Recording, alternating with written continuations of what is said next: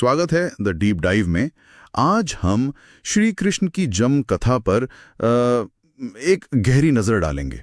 मतलब ये कहानी सबने सुनी है, पर इसमें जो छिपे हुए पहलू हैं आज उनको समझने की कोशिश करते हैं। बिल्कुल, कहानी जानी पहचानी है, लेकिन हर बार कुछ नया सोचने पर मजबूर करती है। हाँ, तो कहानी शुरू होती है मथुरा से। वहां का राजा कंस बहुत अत्याचारी था। सही कहा। और उसकी बहन थी देवकी, जिनका विवाह वासुदेव से होता है। सब ठीक चल रहा था, लेकिन तभी वो आकाशवाणी हुई, आसमान से आवाज आई, है ना? जी हाँ, और वही आवाज पूरी कहानी का रुख मोड़ देती है। आकाशवाणी ने कहा, देवकी का 8वां बेटा ही तेरा काल बनेगा कंस। और बस ये सुनते ही कंस तो डर गया होगा बुरी तरह।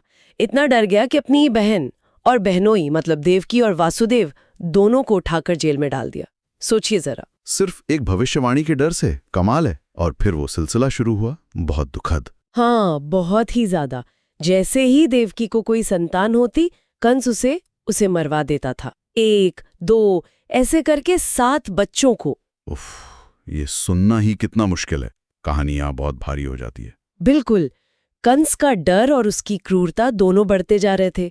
फिर आई वो रात, भादो का महीना, कृष्ण पक्ष, अष्टमी तिथि। आधी रात का वक्त। हाँ, आधी रात। कहते हैं घना अंधेरा था, पहरा सख्त था, और उसी माहौल में देवकी ने अपनी 8वीं संतान को जन्म दिया, श्री कृष्ण। वही संतान जिसका कंस को सबसे ज्यादा डर था। जी, और फिर जो हुआ वो किसी चमत्कार से कम नहीं था। हाँ, वासुदेव जी का वो नवजात शिशु को लेकर निकलना। बिल्कुल, पता नहीं कैसे पर पहरेदार सो गए। कहते हैं बेड़ियां तक खुल गईं। वासुदेव कृष्ण को एक टोकरी में रखकर निकल पड़े। और सामने उफनती हुई यमुना नदी। बारिश का मौसम, नदी पूरे उफान पर। हाँ, लेकिन कहते हैं कि जैसे ही वासुदेव कृष्ण को लेकर यमुना में उतरे, नदी ने रास्ता दे दिया। यमुना जी भी जैसे मदद कर रही थी। अद्भुत। ये दिखाता है कि शायद कोई दिव्य शक्ति काम कर रही थी। बिल्कुल। यमुना पार करके वासुदेव पहुंचे गोकुल, अपने दोस्त नंद बाबा के घर। और वहां क्या संयोग था, उसी वक्त नंद बाबा की पत्नी यशोदा जी ने भी एक बच्ची को जन्म दिया था। हाँ, एक कन्या को।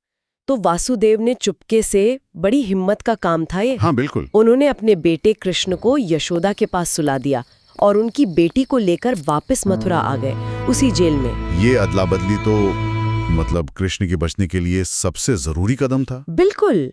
फिर जब कंस को पता चला कि 8वीं संतान हुई है, वो भागा जेल पहुंचा। उसने बच्ची को देखा होगा और सोचा होगा कि काल यही है। हाँ, उसने उस कन्या को छीन लिया और जैसे ही उसे पत्थर पर पटक कर मारना चाहा, क्या हुआ? वो कन्या उसके हाथ से छूट गई और बिजली की तरह चमकती हुई आकाश में पहुंच गई और उसने देवी का रूप ले लिया। देवी का रूप? हाँ, और उसने कंस को चेतावनी दी।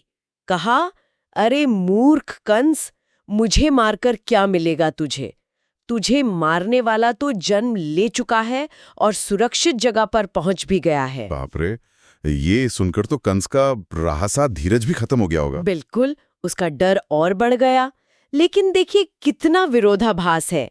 जहां मथुरा में कंस डर से कांप रहा था, वहीं गोकुल में नंद बाबा के घर खुशियां मनाई जा रही थी। कृष्ण के आने का जश्न, वो जो हम गाते हैं ना, नंद के घर आनंद भयो, जय कन्हैया लाल की। हाँ बिल्कुल वही। एक तरफ डर, दूसरी तरफ उल्लास। ये जो सारी असाधारण घटनाएं हुई, आकाशवाणी, यमुना का रास्ता देना, वो कन्या का देवी बन जाना, इनको देखकर सोचना पड़ता है कि नियति यानी जो होना लिखा है उसे पूरा करने में दैवीय मदद कितनी होती है। कहाँ तक भाग्य है और कहाँ तक इंसान की अपनी हिम्मत, अपना प्रयास। ये सवाल सोचने लायक है। वाकई ये बहुत गहरा सवाल है। नियति और कर्म का ये रिश्ता। इसी विचार के साथ आज की ये चर्चा समाप्त करते हैं।